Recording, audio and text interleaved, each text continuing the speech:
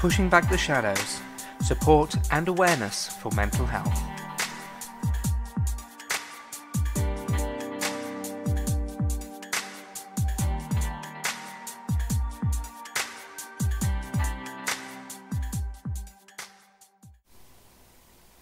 Hello and welcome to episode 19 of the Pushing Back the Shadows podcast. My name, as you all know, is Alex Davis, and I'm the founder and main author behind Pushing Back the Shadows. So last week in episode 18 I was talking a lot about doing something, and I referenced a song by Matthew West, which is called Do Something, that said about if not us, then who? We all need to be the difference that we want to see in the world. And off the back of that, today I wanted to look at inaction. Because inaction is an important part of both the struggles that we have in the world, but also in mental health struggles as well. And this is something that I've really felt firsthand, inaction itself, and I'll tell you a bit more about that in a minute. But it's something that I see a lot when I'm going through the interactions on Twitter, talking to the different people. Inaction, or things pertaining to inaction, come up a lot, and I think it's time that we tapped into that. So, a lot of people would say that if they don't get involved, it's not their problem. It can't have any negative consequences, they can't make it worse because they're not involved. Kind of similar to, as I mentioned last week, the people who don't vote and then complain about the government. It's easy for them to say, oh, well, it's not my fault because I didn't vote in. In the UK recently we had all the vote for Brexit, our decision to leave the European Union.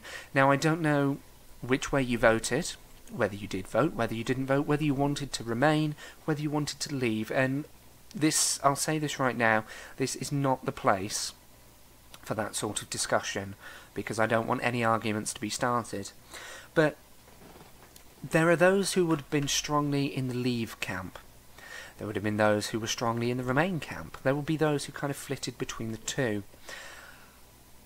And ultimately the decision was made, based on the vote, for us to leave. Now, naturally, all those who voted remain were not happy about that, and I'm not going to tell you which way I voted. Whether it was leave, whether it was remain, that's not important. But there will be those people who are sat there going, oh great, now the economy's going to go down the pan because we're leaving, or things like this. And yet, it'll be a surprising amount of people who will sit there and say these things, and yet didn't actually vote. And if things do go badly, these people who didn't vote will say, oh well, it's not our fault, you voted for it, we didn't. And yet all they did was they stepped back and they didn't vote for it. They sat on the fence. And it strikes me that, do you know what, inaction itself, while yes, it absolves them of the immediate culpability of the actual nitty-gritty decision, or even the difficult decision, because it was a difficult decision, even though it absolves them from that, and they don't get tagged as like a Leave supporter or a Remain supporter, inaction in itself is just as bad. Potentially it's even worse than actually getting involved in the first place.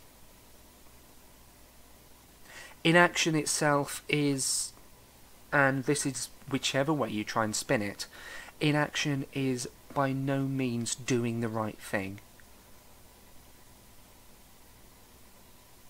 There are going to be exceptions.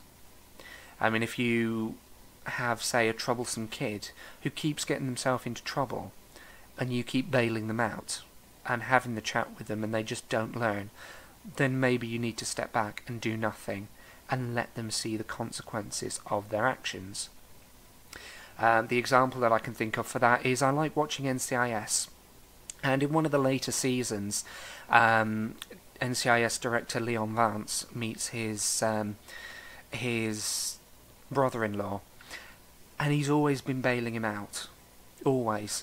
And in this particular episode, his brother-in-law has actually killed somebody, Not necessarily intentionally, but then he tries to make the plea of, well, look, Leon, you get me through this, you get me off the hook, and I will change. I swear to God, I will change. And Leon turns around and he says, do you know what? Yeah, I'm going to help you. I've been bailing you out your entire life, but I'm going to help you. I'm going to let you go to jail for this. And it's hard, but it's the wake-up call that he needs. Inaction is not necessarily doing the right thing, but sometimes it's needed. Leon stepped back, did nothing, let his brother-in-law go to jail, and that could have been the best thing that he could have done. But in terms of mental health struggles, and that's really what I want to focus on today, and that's what I want to look at, mental health struggles and inaction do not mix. The best example that I can give you for mental health struggles and inaction would be for someone who is suicidal. Now granted, each case is different and you've really got to know the person and read the signs to know whether or not they are actually genuine. But it's not really something that you can choose to sit back from. And this really does tie in a lot to what I was saying last week, and you'll see that as we develop the episode. But I'm going to look at a couple of reasons why you need to be active, why you cannot just sit back and absolve yourself from any blame.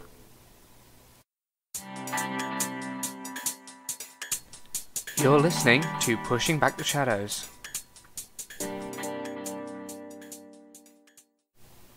So, when you get involved in a situation, there is the chance that it can blow up in your face, because that happens to the best of us. You know, you go in with good intentions, and next thing you know, bang, it's all just gone horribly wrong. And you kind of sit there to yourselves afterwards and you say, oh, for crying out loud, why? Why did I get involved in that? I should never have got involved. I should have just left it. I should have just left it alone. Well, yeah, I see where you're coming from. It might feel like that should have been the case. You should have left it alone because then it wouldn't have got worse. But let me tell you this. Even if you got it wrong, you tried. Even if you got it wrong, you tried. You know, if you sat talking to somebody about their mental health and you say the wrong thing, you still tried. You tried to understand what they were going through. One thing that I've found on Twitter and on some of the other social media platforms is I put up images to go with some of my posts or some of my tweets, and those of you who've been following us for some time, or even perhaps recently, you might have seen my guide on how to understand self-harm. And if you haven't already, I'd recommend you check it out. It is very good for gearing you towards helping somebody who's going through that struggle, things that you can do to help them. But there's a particular image that I use with it. Now admittedly, I did get the wrong image originally. I actually had blood on there. But recently I've just gone for an image where it's just the scars themselves. There's no blood. There's no redness to them either. There's just the scars. And a couple of people have come back and gone, oh no, that image has triggered me. It shouldn't be on here. Now I'm not going to get into a debate about triggering, because I know some things can trigger some people. But you think about that kind of response. How many people may have been triggered by it? But on the flip side, how many people may have been helped by it? Over the past week alone, that page, that guide, has been one of our heaviest and highest hitting pages. How many people will have found that that has helped them start talking to their loved ones about self-harm? I mean, what do you think? How many people will have found that? And yet if I'd gone with, oh, it might be a triggering image, it's best if I don't post it, then how many people wouldn't have been helped? I could have said, well, do you know what, if I don't post it, nobody will get triggered by it, so therefore I can't, I'm not doing anything wrong. But at the same time, I have the duty to share the knowledge that I have. Inaction in itself, not getting involved, can be worse than actually trying. At the end of the day, unless you believe in this sort of thing, you're not psychic. You can't predict the future. You don't know what's going to happen. You never know until you try. And that's the important part. If you are getting involved, whether it goes wrong, whether it goes right, it's a sign that you're trying.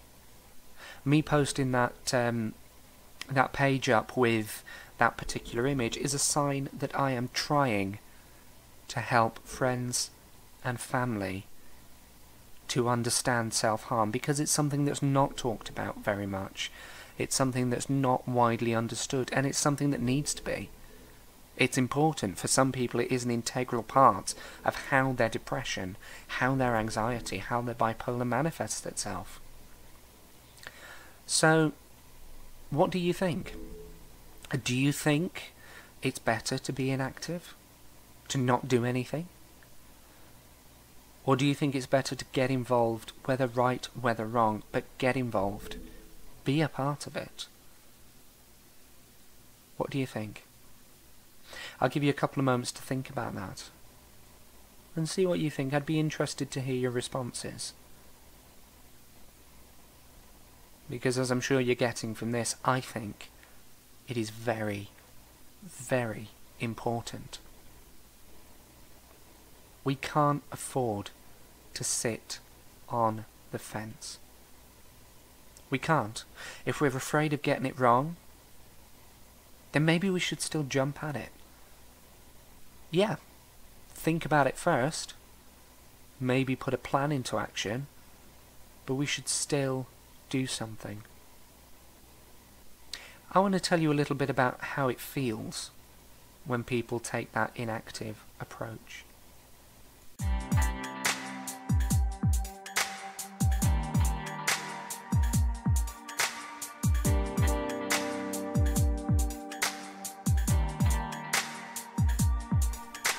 Pushing back the shadows, support and awareness for mental health.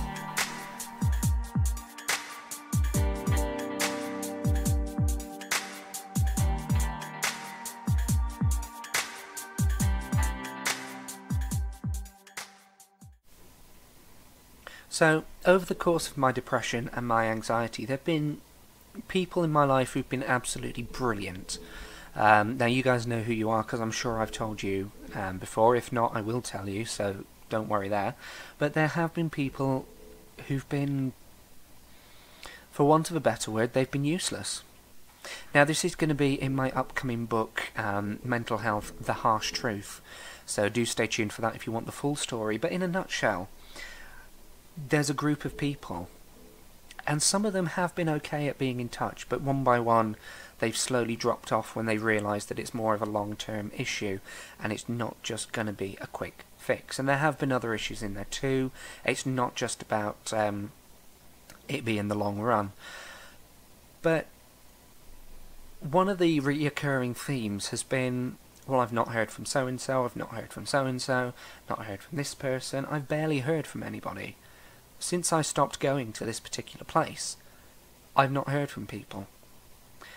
And the response that comes back 9 times out of 10 has been, well, people don't know what to say. They're scared of getting it wrong. They don't know what to say. And my response has always been, without fail, so what? Yeah, okay, I can understand they're scared of not knowing what to say, but so what? A simple, hi, how are you? I'm thinking of you. Something like that can be a lifesaver. As simple as that. I mean, it might not be something that you'd necessarily think can have such a big impact, but you'd be surprised. I mean, it's one thing to hear people say, oh yeah, so-and-so's thinking of you, so-and-so's thinking of you. But it's like, well, okay, if they're thinking of me, why are they not in touch?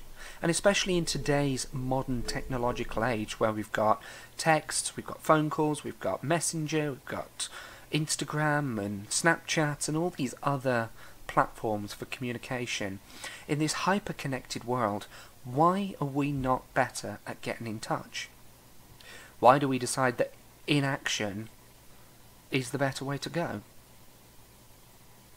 Why do we think that sitting back and not getting involved, just so that we don't say the wrong thing, is the best thing to do? Now, with this particular group, I found that I don't talk to any of them anymore. It's sad, but it's true. I don't. I'm not involved. And that's because I don't want to be anymore. I've reached a stage where I am better than I was. I've reached a stage where I could be involved with them. But the response that I've had over the past year has made me think, well, do you know what? Why bother? Why bother? Because it's been very difficult to find that middle ground for us to meet. I say that I need to hear from people. The response I get is, well, people don't know what to say, or, sometimes worse, we don't hear from you, so why should we make the first move? And I've said before that communication, especially with people with mental health issues, is difficult to get on that give and take basis. Yeah, it's great if people can message while they're struggling with depression, but sometimes it does feel like you've got £100 weights attached to your wrists so that you can't get up, get the phone. And especially if you've got one of these this type of depression that says, oh, you're alone, nobody cares, especially if you've got that, then you're going to be thinking, well, nobody does care, why should I bother? Why should I pick up the phone when nobody cares enough to get in touch with me? And yes, it can be something that's all in your head, but at the same time, people need to be getting in touch. You can't just say, oh, I'm not going to message because I don't want to get the wrong thing. They'll just snap because I'm saying the wrong thing. Yeah, they might snap. They might say, oh, I don't want to talk about that. For goodness sake, will you just leave me alone? But then, at the same time, they will be remembering in the back of their head, well, actually, do you know what? This person tried. This person has tried to meet me where I am. I've said it before, I'll say it again in talking things through. One of the important parts is to try. Yeah, you might say the wrong thing, but you've tried. And even if they are, whether they're as messed up as I am, whether they're worse, whether they're not so bad, they will register somewhere in their mind that you have tried to make an effort to understand, to remind them they're not alone, something along those lines. And as I said, this really, really ties in to what I said last week. If not us, then who? We expect somebody else to do something to help people. We expect everybody else to make that change that we want to see in the world. And we think we can get away with just sitting back on the fence and doing nothing. But we all need to try. We need to try. Because it's too easy for people to feel isolated. It's too easy to feel like people don't care. And if we don't get in touch, if we do not go to people, who knows what kind of devastating consequences it could have. It reminds me of a mission statement that one of the Salvation Army churches has, which says, bring Christ to the people, bring people to Christ. And again, like I said last week, whether you believe in that kind of stuff or not, it's still an important thing. Replace Christ with support, help, comfort, understanding. bring support to the people. Bring people support. Do you see what I'm saying? It's not a case of, oh no, I'm just going to let them come to us. We're gonna let people find that support, because it doesn't work that way. Especially not with mental illness. If you have a mental illness, you are not necessarily going to go and find someone to talk to. Because a lot of the time you don't know what to say. How can you explain to somebody what's going on inside your head when you don't even understand it properly?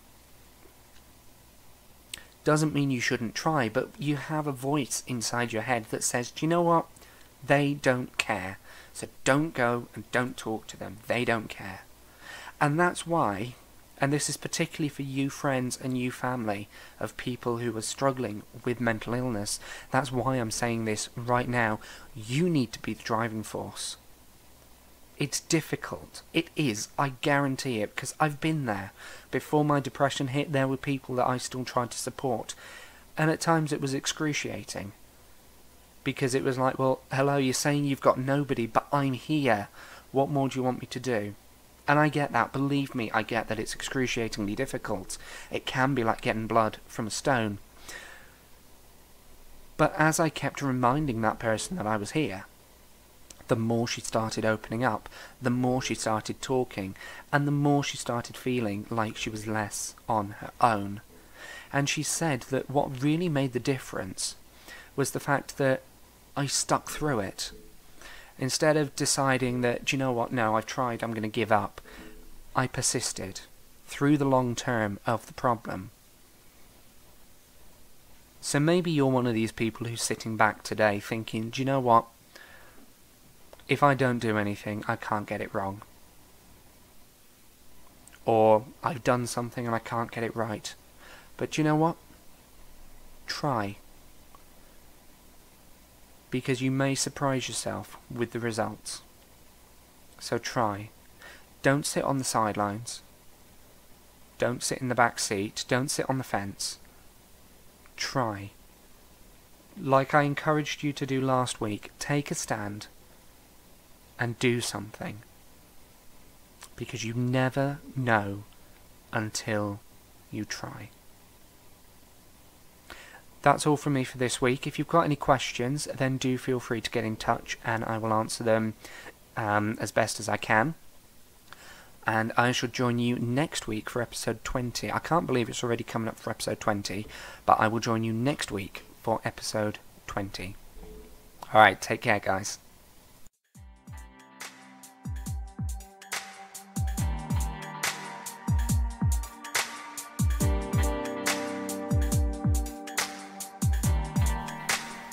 You've been listening to Pushing Back the Shadows. To find out more, head over to pushingbacktheshadows.com and hit subscribe to get all of our latest updates straight to your inbox. Alternatively, connect with us on Facebook, which is facebook.com/AlexDavisPBTS, or you can visit us on Twitter at AlexDavisPBTS.